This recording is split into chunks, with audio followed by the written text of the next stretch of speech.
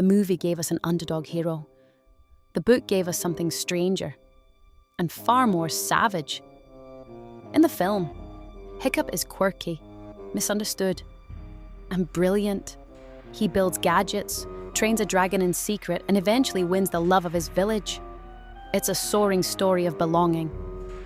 But in the original book by Cressida Cowell, Hiccup is scrawny, awkward, and far from charming. He's thrown into a cruel Viking tradition, steal a dragon or be exiled. There's no Toothless, the loyal companion, only a tiny disobedient dragon who bites. There's no grand score or sweeping vistas, just dread, disappointment, and survival. The contrast isn't just surprising, it's illuminating. What if I told you Hiccup wasn't meant to be lovable? What if the How to Train Your Dragon, was the softened version? Let's unpack the deeper differences between the novel and the film, and ask what they reveal about the stories we choose to tell children. Part 2. Before we dive into dragons, let's talk origin stories. Because the How to Train Your Dragon book and movie didn't just emerge from the same egg. Cressida Cowell's original novel, published in 2003, was the first in a 12-book series. Inspired by her childhood on a remote Scottish island, the story blended Viking folklore with bleak humour, survivalism, and just enough absurdity to unsettle. It wasn't meant to be a fairy tale, it was a fable wrapped in grit. 7 years later, DreamWorks Animation released their adaptation in 2010. Directed by Dean DeBlois and Chris Sanders, the film kept the names, the dragons, and the Viking setting, but reinvented everything else. Tone, structure, themes, even Toothless himself. This isn't about which version is better. It's about why they're so different and what those differences reveal about the stories we tell to kids and the truths we might be afraid to leave in. Part 3. If there's one character who defines the tone of a story, it's the protagonist. And in How to Train Your Dragon, the version of Hiccup you meet depends entirely on which world you enter. In the book, Hiccup Horrendous Haddock III is painfully awkward, scrawny, and largely ignored. He's not a misunderstood genius, he's just misunderstood. He doesn't invent gadgets or outfight anyone. His strength is empathy. He learns to speak Dragonese. He listens. And most importantly, he survives a world that's trying to break him. In the film, Hiccup is also out of place, but the tone shifts dramatically. He's clever, creative, and instantly endearing. He designs a mechanical tail for Toothless. He trains his dragon not through dominance, but curiosity. His arc is heroic in a traditional sense. Prove himself, win hearts, change the tribe. Both are underdogs. But one earns respect by adapting to a harsh system. The other transforms the system through courage and vision. So what do these two Hiccups say about the stories we give to children? One says, "The world is cruel, and you must learn to live with it." The other says, "The world is flawed, but you can change it." Each is powerful, each is true, but they're not telling the same story. Part 4. If character tells us who the story is about, tone tells us how to feel about it. And in this case, the difference is striking. Cowell's book has a dry, ironic tone. It's self-aware, often bleak, and surprisingly violent for a children's series. Hiccup's world is absurd and cruel, a society that demands conformity and punishes failure. Cowell doesn't sanitize that reality. Instead, she leans into it with gallows humor and occasional despair. Her sketchy, chaotic illustrations only heighten the sense of danger or ridiculousness. There's laughter, but it's sharp and sometimes uncomfortable. The film, by contrast, is emotionally resonant and cinematically grand. It trades wry narration for sweeping orchestral scores. The world is still dangerous, but there's beauty in it. Majestic dragons, sunlit skies, and tender glances between enemies turned allies. The danger feels real, but always conquerable. even the darkest moments are softened by redemption. So why sand down the edges? Part of it is audience expectation. A mainstream children's film must balance risk with comfort. But another reason might be what studios believe children can handle. Cowell trusted that kids could process fear, failure, and ambiguity. DreamWorks offered them hope, spectacle, and a message of unity. Both approaches are valid, but one leaves you wondering if the world can be survived. The other dares you to make it better. Part 5. At first glance, both the book and the film are about a boy and a dragon. But look closer, and you'll find two completely different stories underneath. Let's start with heroism. In the book, heroism means enduring, thinking your way out of danger, surviving humiliation, and doing the right thing even when it doesn't make you look brave. Hiccup doesn't slay monsters. He outsmarts them. He speaks to dragons when others yell. In the film, heroism is emotional and cinematic.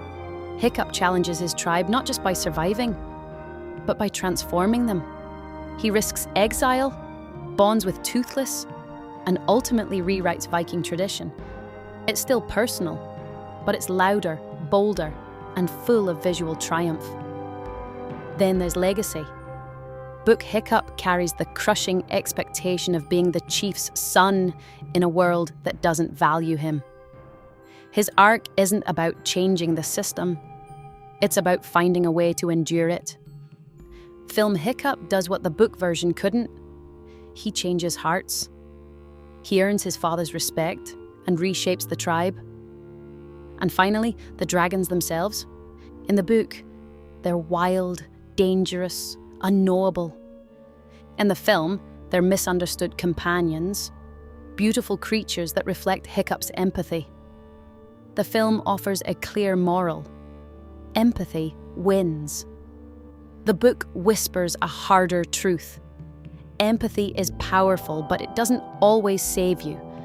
That's not a flaw, it's a choice, and it makes all the difference. Part 6. Endings reveal what a story really believes. In Cowell's book, Hiccup succeeds, but barely. He doesn't win glory or radically change his tribe.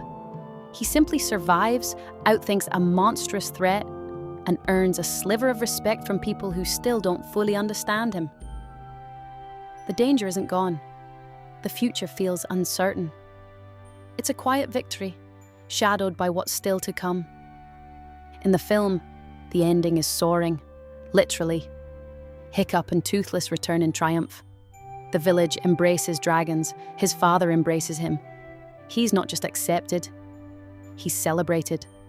The world has changed, and Hiccup made it happen. So, what are we meant to feel? The book leaves you thoughtful, even uneasy. The film leaves you uplifted. One ending reflects the real tension of growing up. What if the world never changes for you? The other offers a powerful hope. What if you could change the world instead? Both are valid, but only one dares to leave you uncomfortable. Part 7. In 2025, DreamWorks revisited How to Train Your Dragon, this time in live action. Directed once again by Dean DeBlois, the remake stars Mason Thames as Hiccup and brings Gerard Butler back as Stoic. It's a visually grounded, faithful adaptation of the 2010 animated film, with sweeping Icelandic landscapes and stunning CGI dragons. The emotional beats are deeper. Astrid gets more agency, Stoic more vulnerability, and the tone leans into realism.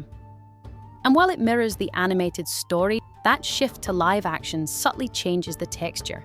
It's heavier, more intense, but arguably less magical. So why mention it here? Because it proves the staying power of this narrative. 20 years later, we're still telling this story of a boy, a dragon, and a broken world begging to be reimagined. But for our purposes, the heart of the contrast remains. The book that dared to unsettle, and the film that chose to uplift. Part 8. The How to Train Your Dragon book series didn't stop with a single story. Over 12 volumes, Cressida Cowell's world grew darker, richer, and more introspective. Hiccup's challenges evolved from personal survival to leadership, war, and legacy. The tone never fully softened. If anything, it demanded more from its readers as they aged with the characters. Cowell joined the ranks of authors like Roald Dahl or Lemony Snicket, writers who never talked down to children, who trusted young readers to handle fear, grief, and moral ambiguity. Meanwhile, the DreamWorks film trilogy became its own mythology. By the second film, it had left the books behind entirely, building a sweeping saga of love, loss, and dragonkind. It was emotional, cinematic, and deeply beloved. In the end, both versions succeeded, but on different terms. The books challenged readers to grow up. The films invited them to dream. And somehow, both were exactly what we needed. Part 9. The book was about surviving. The film was about belonging. Both told the story of a boy and a dragon, but only one dared to leave us uncomfortable. Cowell's novel asked children to face fear, failure, and the limits of heroism. DreamWorks gave them hope, wonder, and the power to change the world. Different stories, different truths. And maybe both are essential. So, which Hiccup did you grow up with? Did you find strength in the film's warmth? Or something deeper in the book's quiet resilience? And if you've seen the 2025 live-action version, where does that Hiccup land? Should we tell children stories that comfort them? Or stories that challenge them? Maybe the answer lies in a dragon's shadow, somewhere between fear and flight. Before you go, Lit Reads now has channel memberships. If you'd like to support the channel and unlock exclusive perks, like loyalty badges and a place among the acknowledged, you can join the Reader's Circle below.